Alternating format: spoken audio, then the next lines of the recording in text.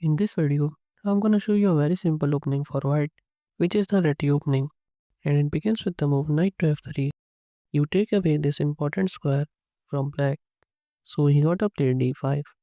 Now here, you can go for the Denison gambit, which is e4, but if you want to learn that, then you can check out that video from the chess openings playlist, c4.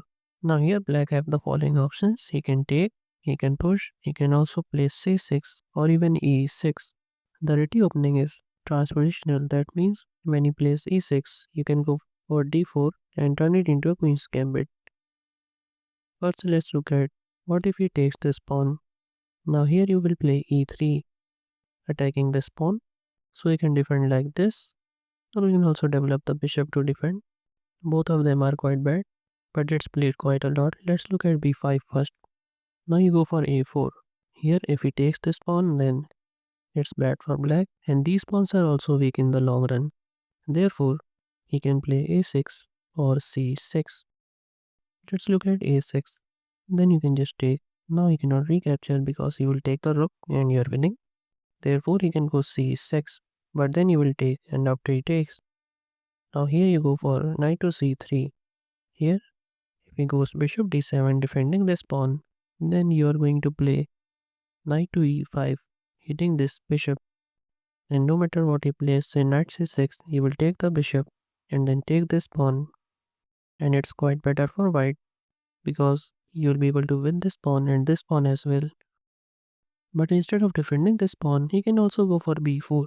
But actually you can go for queen to a4 check, forking the king and this pawn, and then you will grab this pawn, and now soon you will be able to grab this pawn as well, and black is in trouble.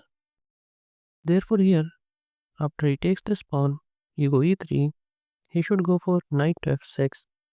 Then you can just take, and after e6 you can just castle. Let's say develops this bishop. Then you can just develop your pieces normally. You can also push the pawn in the center and continue to play normally.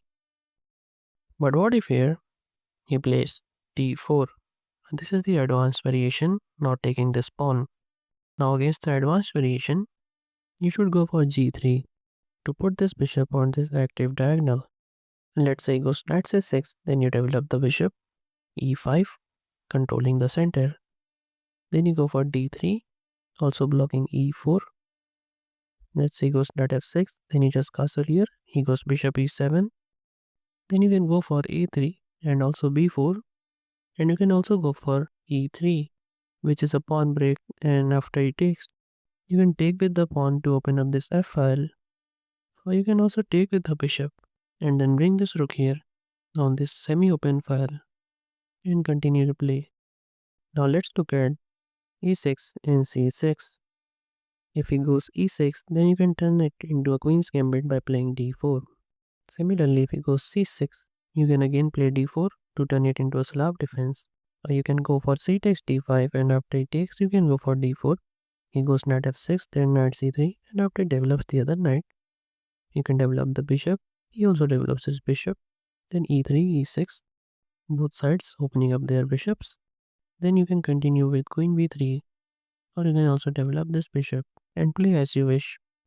So if you want to learn more amazing chess openings like these, then you can check out this playlist. And if you want to learn some chess traps to win easily, then you can check out this right playlist. And if you don't want to miss the upcoming videos, then don't forget to subscribe.